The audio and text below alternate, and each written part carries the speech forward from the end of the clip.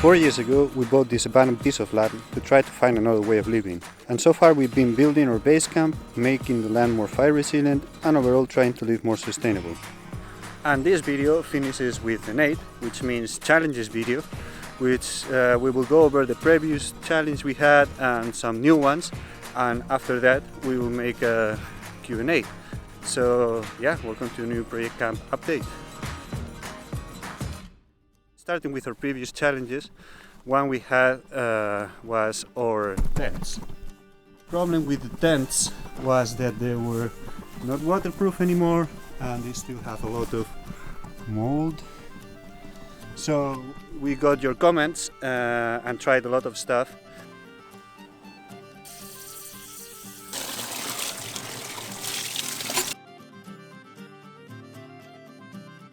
But didn't really work. Still didn't go for bleach, maybe it's the solution, but we did call the company and yeah, they said that it's not possible to waterproof anymore. It has an estimated duration of, I don't know, like a year outdoors. So yeah, still not really sure what to do with them for the moment. Probably store them and try to find a fix for the future. Okay, so another previous challenge that we had was our biodigester. So it's finished, it's working.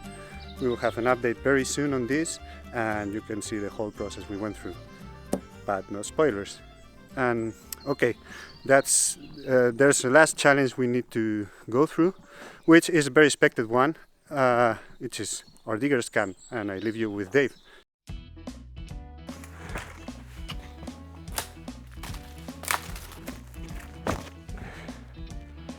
Hey, so I'm here to give you an update on the digger. So a few weeks ago, painfully, we bought a digger online. Turned out to be a scam, so we didn't get anything, but you guys, community, awesome, crowdfunded a new digger and we actually got more budget than before, which was even better.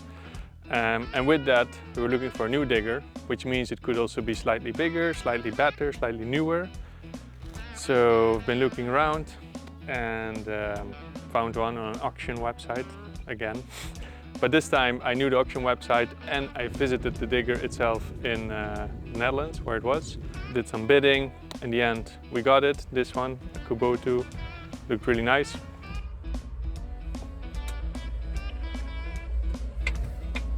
Then we had to bring it to Portugal. So we got a shipping company, put it in a truck, and then it was brought here. They said the digger is coming. He said he's inside there. Let's see when they open if it's still there. Seems that this time is true. What is that? The downside was we don't have a crane to lift in or out the digger, or a ramp where we can load and unload it from a truck. So we didn't really know how to do that. We did have some local guys that work with diggers that had an idea. We didn't really know how, but they said it will be alright. So when we arrived, our plan was to just use the digger to dig a ramp so it could drive out. Sounded very sketchy. Sometimes people work like that. It was actually very smooth. It took him a few minutes and the thing was out. And then the digger went to their place, and so they could have a little bit of an inspection to it to make sure it's really proper before it comes in. Also there they have some cool techniques on how to look under the digger. So this is a trick to inspect underneath.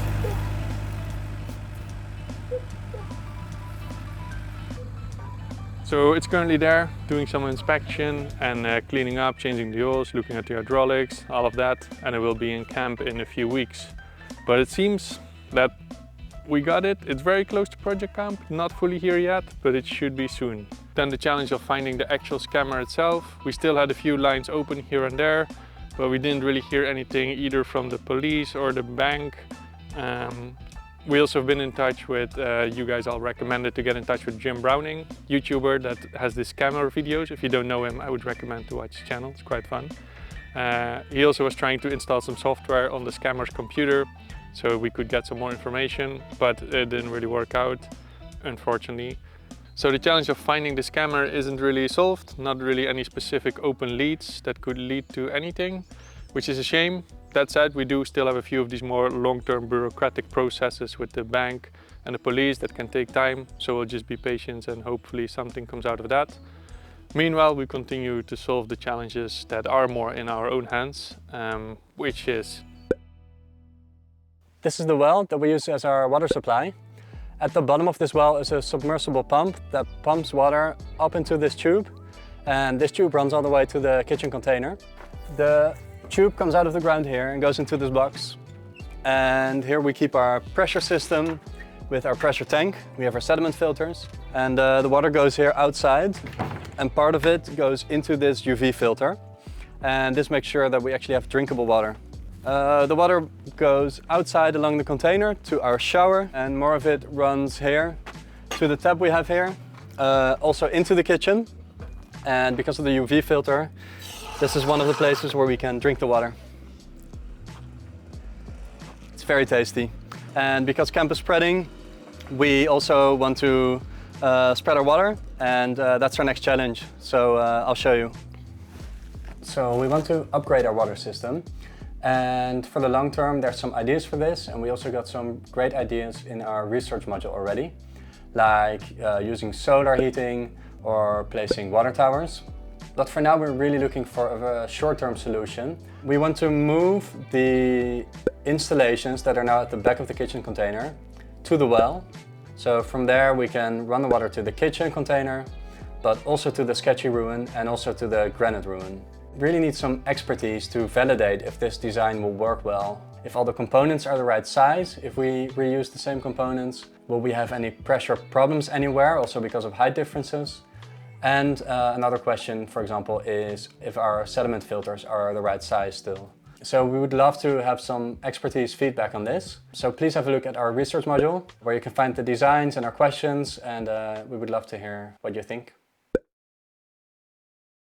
So we have a challenge with our lagoon at the moment. Now this has been a really nice place for us to come and cool down on hot summer days. But at the moment there is a lot of this gross green algae that had started growing a few weeks ago and now is completely taken over. Now with a bit of research I managed to figure out that it's actually called string algae, which although not like harmful or poisonous, it does cause a gross slippy feeling inside the lagoon. Mmm. Spaghetti. Delicious, huh? And also it can actually reduce the oxygen in the water, damaging all the life within it. For our short-term solution, I'd like to clean out this lagoon without emptying it, because then we won't get any use of it until the end of season, because it won't fill up on time. As for our long-term solution, this algae will most likely grow back, and we don't really have a long-term solution for it yet. So any suggestions are very welcome in the comments. And that's it for this challenge.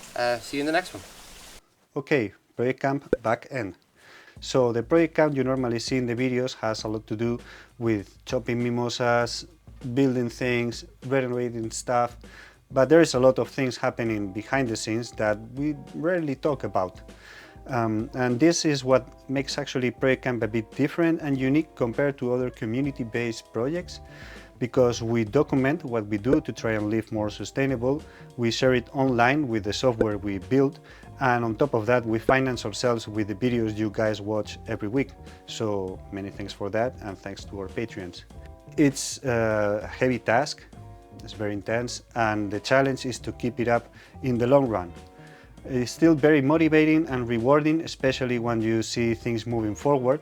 For instance, now we have these new updates coming for the community platform, which is the software I mentioned that we build ourselves. There you can also find the research module and the academy videos, and these new releases is going to have a new tool called the map, so you can go there, pin yourself, find other people who wants to start something similar to you, connect locally, and maybe start a new Project Kamp. But as a big software project, we can always use extra hands. So if you are interested and you want to help remote, you can follow the link in the description to our GitHub, and you can find the files there and also engage with other coders. So maybe you can help us move this thing forward and get it ready for release. For video making, it's a bit different because it cannot be as easily done remotely. We feel there is a need to be on site. which is quite cool to come to Project Kamp and live the experience, but there is an evolution to this. At the beginning, when people come to Project Kamp, they are really excited, they have a lot of energy, willing to do a lot. So first, what we need to do is get them into the Project Kamp style, the Project Kamp touch, which usually takes like a month or something like that. After that, things are super fine, super stable, people know what to do, they are full of energy still, and we keep going and trying different stuff. Nice moment of the year, also spring. But then, after some months, when summer comes in, energy and excitement start to drop. And there are other many different plans that you would like to do. Also, it's very hot in the office, so it makes it very hard to sit in front of the computer to finish the update. But those updates need to keep going on a weekly basis. That's also hard for the management part too. So this is complex for us to keep up, and yeah, we are trying to figure out how to make it lighter for the next season. We already been trying stuff. This year we brought more people for the video making team, which kind of works, but also until a certain point, because then managing takes a lot of time and effort, maybe even more than the amount of work you can save having more people on site. Then we also tried some remote work, but really doesn't align that much with video making. As I said, we have so many files to share, tons of gigabytes to send into a weak internet connection, so that's no bueno. And also it feels like making the videos here need a lot of interaction, not only with the video makers, but also with the different people working in the projects. So difficult to work remote. Also, we could try and have more rotation, so having less people, but more people coming, less time, but more people coming during the year, which is cool because people have fresh energy, but it takes that time to integrate, which is also heavy, because when somebody is already getting the grip on the camp style, then they go and you have to start over again. So yeah, still not sure how to make it more light, more healthy, more enjoyable in the long run, as the season is almost ending. So we would like to hear your thoughts. Maybe you have some good managing tricks. Anyway, still very nice to come. When applications get there, make sure you put yourself there if you want to make videos with Project Kamp.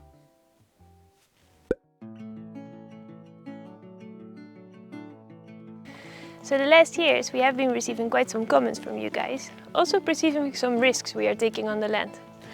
And normally we don't really interact with these comments because they drain our energy, but we do read them because they have quite some good tips of how to improve our safety structures.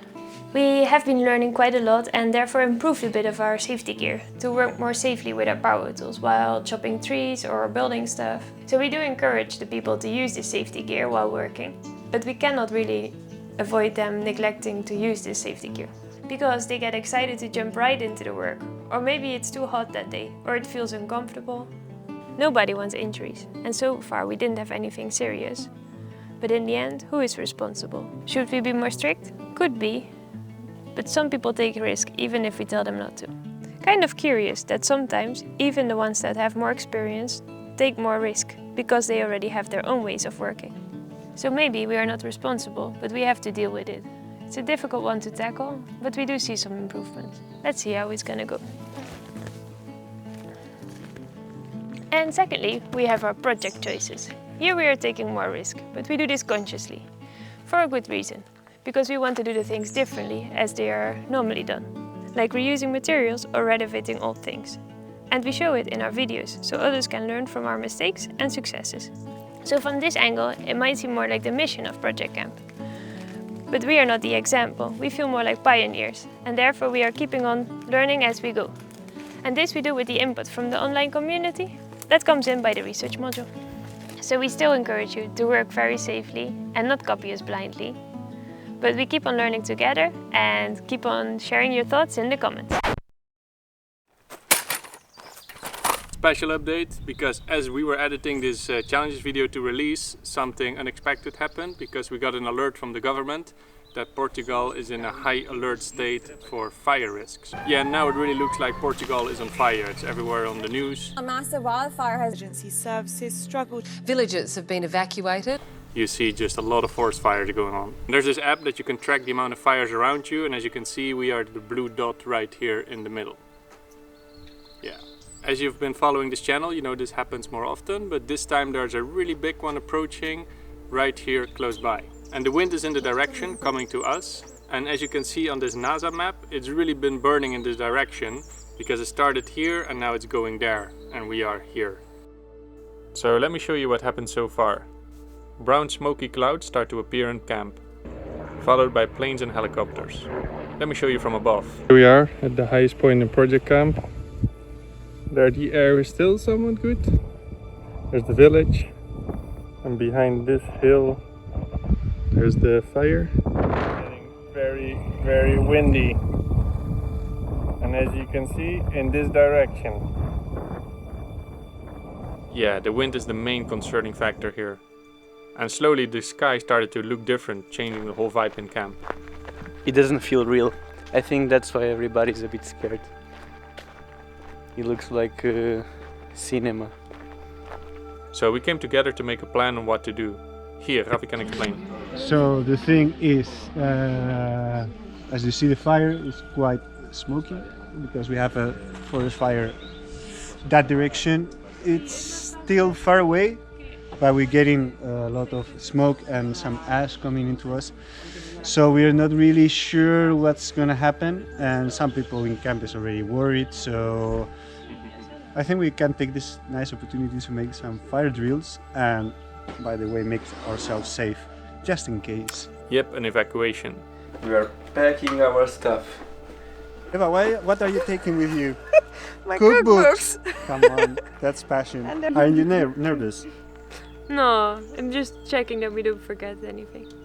We didn't take everything, only people's private items and things to sleep, so we can camp somewhere else. A few of us will stay in Kamp to keep an eye on it. It's a big convoy of cars and vans. Kinda weird seeing everyone leaving in the season. So now Kamp is empty of people, but still many items are here. Really felt like an evacuated place that just left quickly, kinda weird. But for the campers we found a safe space to sleep. Outside of the bushes, but inside an old school in the village. And yeah, it is very old school in there. But it has a big space and a moldy old kitchen. But a good place to keep everyone busy, eat lunch like the old times, and still do some remote things. Gotta keep the research module up to date, right? Right. The next day the fires increased and even neighbors inside town got a bit more concerned and started preparing themselves. We did another quick meeting and people would even move further away to the ocean to stay really safe. So another packing action. Meanwhile, a few of us stayed in Kamp. And on the app you can see the fire getting pretty close, especially if you zoom out and see the pattern. It started here, went here, and we are here. And this is only 2 kilometers away. And the apps are useful, but we noticed they are a bit delayed and not always very accurate. So we went driving around to the high points to see it by ourselves. And at this point the fire got pretty wild. Big dark smokes in multiple areas.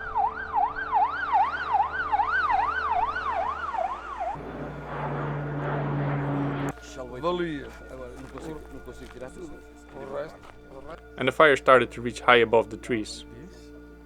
You getting worried, Julie? Maybe a bit. Seeing the map. So we went back to the camp, and this road is actually one of the main worries, because the tree patch on the right is what is between Kamp and the fire, but it's all eucalyptus, which burns very fast. And when back in the camp we saw this.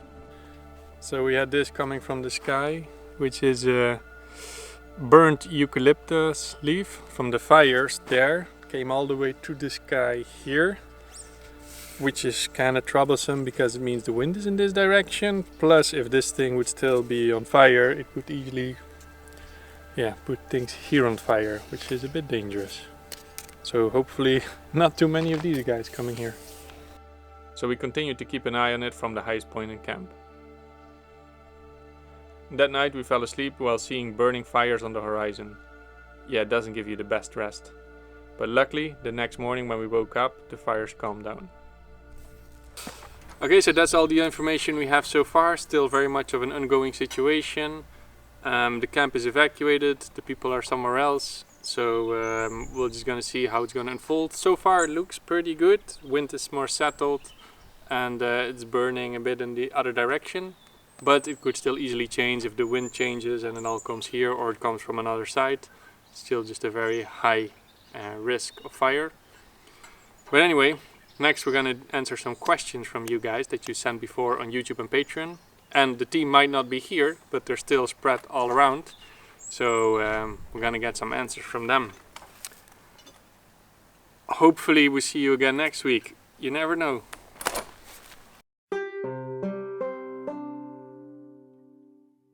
Are you okay? With all the fires, hope you're safe. We're okay, and it was very scary, but I think we handled it very well. Everybody's safe. Yeah, we're good. I mean, we're in the ocean, so we have plenty of water to keep it up. Yeah, we are okay. As you can see, it went really close to camp, but not enough. We kind of run away from camp, and we're chilling at the beach right now. We are okay, but it's still in our head, and the fire near us was quite big. It was quite present also with the ashes raining, and it was like kind of like looking like an apocalypse because the light was so yellow. You can look straight into the sun, which was red because of all the smoke. So, but yeah, here we are okay, and people are going back. So. We are okay now, thanks to Guillermo. People were a bit scared, but now we are all good, chilling in the beach. We're safer from the fire than the sea, you know? And it's beautiful here. How are the solar batteries faring after all this time? So far so good, no problems. We installed more panels last year, so we keep them more full over the time. Anyway, you can check the stats of how our solar system is doing in our research model. 4 years ago we bought this piece of land. Who is we? Technically, legally, Project Kamp is an association registered in Portugal. On a more project-based level, we could say we is the long-term people, which 5-6 people, plus now getting the stewards as they are recurrent, so it feels like the group is bigger, so this we is bigger. But if you narrowed it to who's the property of the land, it would be that association I mentioned in first place. What are the Midland people up to? Just chilling there or working on other projects? Still here. We just sleep in the Midland, really. We spend all our time still in a base camp. But I guess we're ending up more in a managing role, so you see us a little bit less on the ground and doing the work, but still here. Do you guys watch the YouTube episodes together, or is it more of a personal endeavor? I think a lot of people watch them as a personal thing, but we all get together to watch them every Monday. Yes, we do. Every Monday night, Guy or Alessandro organize great evening all together, and we often eat popcorn. Oh yes, it's one of the best parts of the week. On Monday we come together after dinner and watch the video, and it's so much more fun than when I watch it alone because we laugh a lot about ourselves. And it's good because people can see what they were working for, kind of. Do you have an update on the community center? Yeah, it's ongoing there in the background, as always, a bit slow. But we actually have quite a few updates in the research module where you can see it, also a plan of what the building would look like. So not a really concrete update yet, but it's evolving and still in the licensing process. You have a lot of mimosa around. Have you looked into harvesting, sawing, cutting and drying your own lumber? So yeah, we do cut and process mimosa. We use it for firewood. We use it also to make some bench, make it very sturdy. We do also wood chips to cover the soil. We made a gym, kind of. We built steps out of them, but we don't build much stuff because not really good wood. It's good for burning, but when it dries, cracks, turns, twists, not really working. Do people in camp still work for themselves besides their camp jobs? What kind of jobs and when do they do them? Campers usually have a job for the winter, but on site it's very hard to have an extra job. I had some small jobs during the season, but I try to stay away from that because already the life in camp is already intense, and I think also have other jobs to do during the week is just too much. Some of them do. I do work some stuff around, some freelance, which is quite cool to have like this alternative activity without like disturbing the project. I mean, a lot of us, including myself, can't because we work in areas where we need certain equipment and we need to be with our companies.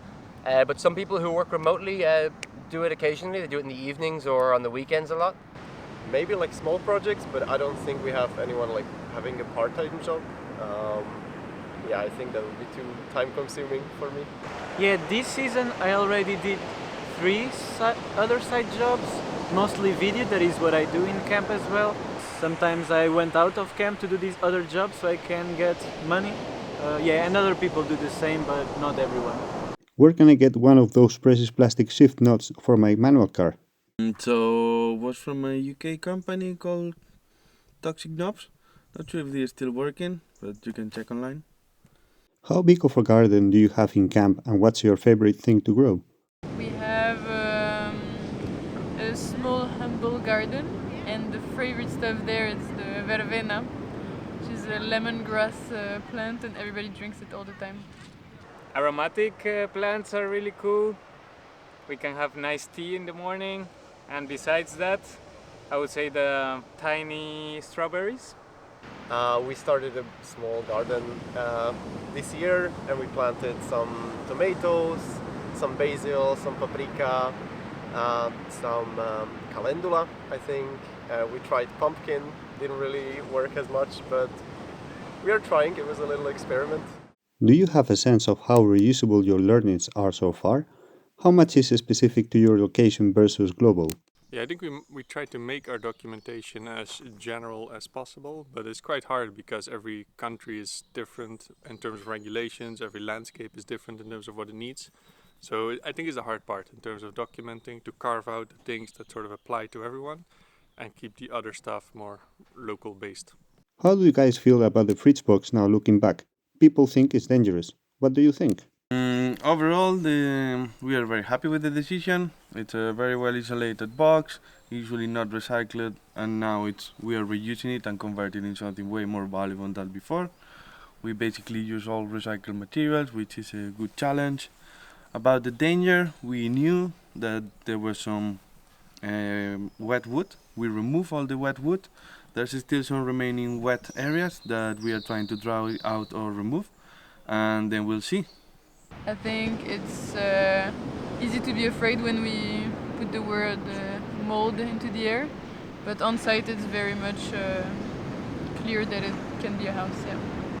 A learning opportunity. I think it's something we can test and see if we can fix it, and while taking the right precautionary measures, we can maybe figure out if it's doable. I think that's the main thing. I'm wondering if there are any building codes or bylaws, and if you require permits for construction of your large and permanent buildings. Yeah, might not look like it, but there are definitely building regulations. Especially for more permanent buildings that you build from scratch, you need to get it. We're often renovating old structures, so then it's different. Or even if you build things on trailers, then you don't have these building regulations. So it depends a bit what type of building you have, what kind of regulation. But for instance, the community center would have a lot of building regulations. Did you purchase that planer setup, or did you rent it? We bought it. Shit shame! What's one beautiful moment at Project Kamp that you cherish? That's a tough one. There's a lot of them, but we spent a lot of time singing together. Then we even made our own song, which is just, the best. Coming out soon. Probably Human Hour. It's not one moment, but it's really the time where we're all together as a community, honestly sharing, and I feel it's really nice. When we can connect more deeply with people, like have a good shot. This week has been beautiful in many ways, also a little bit intense, but that's why also it's beautiful. It's nice at night when everybody starts going to bed and there's all the stars in the sky. always quite special. I really like it when we all get together and do something together, and I don't know, it feels nice, feels like a little family. The first video that we recorded with Dave was quite fun. It was a bit of pressure, first video. Most of the people like it, so it was cool. I know. When I was on holiday for 4 weeks, first in Croatia and then 2 weeks in Portugal, and then when I came back, I was so welcomed. Well, it was so nice. Everybody said I'm happy to be back, also in Human Hour, and yeah, I appreciate it a lot. And yeah, I'm also happy to be back, but it's also nice to know that people are happy that I'm back. That's the moment. Yeah. Okay, that was our Q&A. Fire situation is much better now. Getting some fog and clouds, and fires are extinguished thanks to the firefighters. Great job. And yeah, for the moment we are safe. Hope for this year we are good. But okay, let me show you. All this is eucalyptus. I'm pretty close to base camp, having a morning walk. Yeah, this shows a bit the importance of cutting all these trees and getting back native forest. But yeah, that's important for us, and your support is also very important for us to continue. So I will recommend you go to the website or to our Patreon, support us there. If not, you can subscribe, keep watching the videos, and yeah, thanks for being there. See you next week.